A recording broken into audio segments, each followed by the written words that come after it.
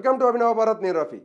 పాకిస్తాన్ మాజీ ప్రధానమంత్రి ఇమ్రాన్ ఖాన్ అయితే చనిపోయిన వార్తలు అయితే చక్కర్లు కొడుతున్నాయి. ప్రపంచవ్యాప్తంగా అయితే ఇది ఒక పెద్ద న్యూస్గా అయింది. ఎందుకంటే ఆయన ఒక ప్రధానమంత్రిగా పనిచేసిండు పాకిస్తాన్కి. అంతేకాకుండా ఒక ప్రముఖ క్రికెటర్ ఆయన గత 2 సంవత్సరాలుగా అవినీతి ఆరోపణల వలన అయితే జైల్లో ఉండడం జరిగింది.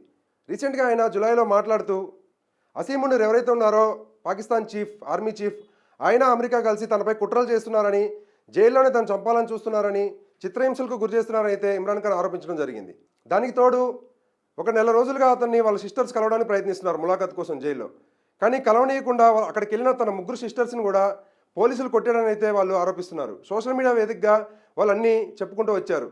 ఇమ్రాన్ ఖాన్ సిస్టర్స్ పైన పోలీసులు లైట్లు ఆఫ్ చేసి మరీ దాడి చేశారని, ఇమ్రాన్ ఖాన్ని చూడనీయట్లేదని, ఆయన నిజంగా చనిపోయాడా అనే వార్తలకి బలం చేకూరుతుంది. అంతేకాకుండా వాస్తవానికి పాకిస్తాన్ చూసుకుంటే అదొక ప్రజాస్వామ్య దేశం, పేరుకే ప్రజాస్వామ్య దేశం. కానీ అక్కడ నడిచేది మొత్తం ఆర్మీ రూల్ నడుస్తుంది, మిలిటరీ పాలన అయితే నడుస్తూ ఉంటుంది.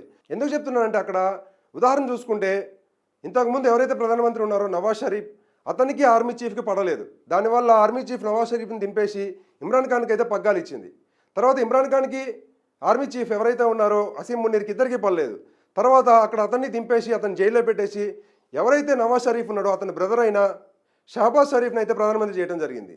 పాకిస్తాన్లో మోస్ట్ పవర్ఫుల్ లీడర్ ఎవరైనా ఉన్నారంటే ఇమ్రాన్ ఖానే. ఎందుకంటే ఆయన మాజీ క్రికెటర్, ప్రముఖ క్రికెటరు, అలాగనే ప్రధానమంత్రిగా పనిచేసింది కాబట్టి ఆయన అయితే మోస్ట్ పవర్ఫుల్ లీడర్ అయితే అక్కడ చెప్పుకుంటూ ఉంటారు. అంతేకాకుండా అంతర్యుద్ధం జరిగే అవకాశం కూడా ఉంది. లక్షల కొద్ది జనాలు ఇమ్రాన్ ఖాన్ మద్దతుదారులు బయటకు వచ్చేస్తే ధర్నాలు చేస్తున్నారు. మిలిటరీ పైన కూడా అటాక్ చేస్తున్నారు. ఇలా అటాక్ చేయడం అనేది చరిత్రలో ఎక్కడ జరగలేదు. ఒక మిలిటరీ పైన, అది పాకిస్తాన్ మిలిటరీ పైన, చాలా పవర్ఫుల్ మిలిటరీ, అలాంటి మిలిటరీ పైన అక్కడున్న ప్రజలు తిరగబడుతున్నారంటే అది అంతర్యుద్ధానికి కారణమయ్యే అవకాశం ఉంది. వాస్తవానికి చూసుకుంటే భారతదేశంలో మిలిటరీ ఏదైనా చేయాలన్నా, మిలిటరీ చీఫ్ ఏదైనా డిసిషన్ తీసుకోవాలన్నా కానీ ప్రధానమంత్రి సలహా అయితే కంపల్సరీగా ఉంటుంది. ప్రధానమంత్రి ఎలా చెప్తే అలానే నడుచుకుంటుంది మిలిటరీ. దీన్నే ప్రజాస్వామ్య దేశం అంటారు. ఉదాహరణకు చూసుకుంటే భారతదేశంలో ఆర్మీ ఏదైనా డెసిషన్ తీసుకోవాలంటే 100% అక్కడ ప్రధానమంత్రి సలహా అయితే తీసుకోవాల్సి ఉంటుంది. ప్రధానమంత్రి ఏది చెప్పినా సరే కంపల్సరీగా దాన్ని ఫాలో అవ్వాల్సిన బాధ్యత అయితే ఆర్మీకి ఉంటుంది. కానీ పాకిస్తాన్లో జరగదు. మన ఇండియాలో ఏదైనా చేయాలి ఆర్మీ చీఫ్ అంటే నరేంద్ర మోడీని ఎవరైతే ఉన్నారో ప్రధానమంత్రిని కంపల్సరీగా సలహా అడగాలి. లేదంటే ప్రధానమంత్రి ఏదైనా చెప్పినా సరే 100% దాన్ని ఫాలో అవ్వాల్సిన అవసరం అయితే ఉంటుంది. దీన్నే ప్రజాస్వామ్యం అంటారు. ఎందుకంటే ప్రజలు తమ ఓట్ల ద్వారా ప్రజాప్రతినిధులను ఎంచుకున్న తర్వాత వాళ్ళు దేశానికి ఏది మంచి ఏది చేయడం అయితే వాళ్ళు డెసిషన్ తీసుకుంటారు. ఆ డెసిషన్ని మిలిటరీ ద్వారా అయితే అప్లై చేయడం జరుగుతుంది. కాబట్టి దీన్నే ప్రజాస్వామ్యం అంటారు. పాకిస్తాన్ కూడా ఒక ప్రజాస్వామ్య దేశమే, కానీ దాని రూల్స్ అన్ని ఇప్పుడు చేంజ్ అవుతూ ఉన్నాయి. దాని కాన్స్టిట్యూషన్ కూడా మారుస్తూ ఉన్నారు. వీళ్ళకి అనుగుణంగా ఎలా అయితే ఉంటాయో ఆ విధంగా మార్చుకుంటూ వస్తున్నారు మిలిటరీ వాళ్ళు. ఇప్పుడు అక్కడ ఏం జరుగుతుందంటే అక్కడ ప్రధానమంత్రి ఏదైనా చేయాలి అంటే ముందు ఆర్మీ చీఫ్ని అడగాల్సి వస్తుంది. ఆర్మీ చీఫ్ ఏమైనా చేయాలంటే ప్రధానమంత్రిని అడగాలి. కానీ అక్కడ రివర్స్ జరుగుతుంది. ప్రధానమంత్రి ఏమైనా చేయాలంటే ఆర్మీ చీఫ్ని అడగాలి. అక్కడ ప్రజల్లో ఏదన్నా చెడు పేరు వచ్చింది ప్రధానమంత్రి కన్నా సరే ఇమీడియట్లీగా అయితే మిలిటరీ ఏం చేస్తుందంటే అక్కడున్న ప్రధానమంత్రి తొలగించి వేరే ప్రధానమంత్రిని అయితే అక్కడ తీసుకురావడం జరుగుతుంది. అంతేకాకుండా ప్రధానమంత్రి ఏదైనా డిసిషన్ తీసుకున్నా సరే దాన్ని అక్కడ ఆర్మీ చీఫ్ అయితే యాక్సెప్ట్ చేయడు. ఆర్మీ చీఫ్కి నచ్చితే మాత్రమే జరుగుతుంది. ఆర్మీ చీఫ్కి అలాగనే ప్రధానమంత్రికి ఏదైనా ఇష్యూస్ వచ్చినా సరే అక్కడ ఇమీడియట్గా అయితే ప్రధానమంత్రిని మారుస్తారు. అసలు ఇది ప్రజాస్వామ్య దేశం అనేది చెప్పుకోవడమే అనవసరం. పేరుకే ప్రజాస్వామ్య దేశం పాకిస్తాన్, కానీ ప్రజాస్వామ్య రూల్స్ అయ్యి కూడా అది ఫాలో అవ్వదు. అక్కడ కేవలం నడిచేది మిలిటరీ పాలన, మిలిటరీ రూల్.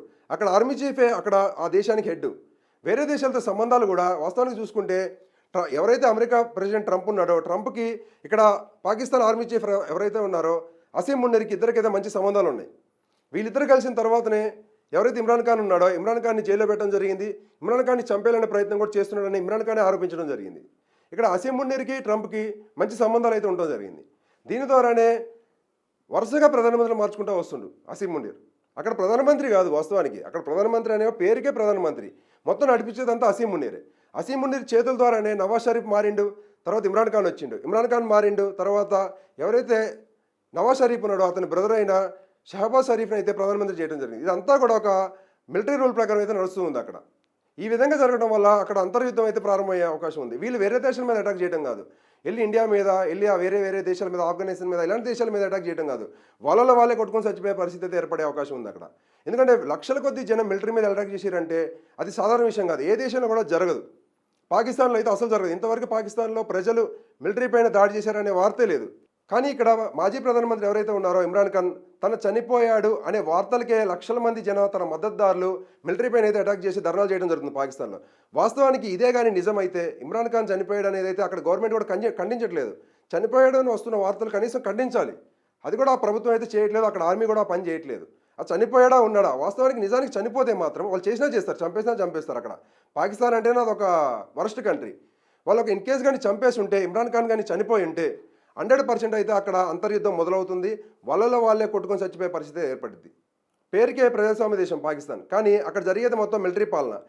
ఇప్పుడు గాని ఇమ్రాన్ ఖాన్ ఎవరైతే ఉన్నారో, ఇమ్రాన్ ఖాన్ చనిపోయినట్లు వార్తలొస్తున్నాయి.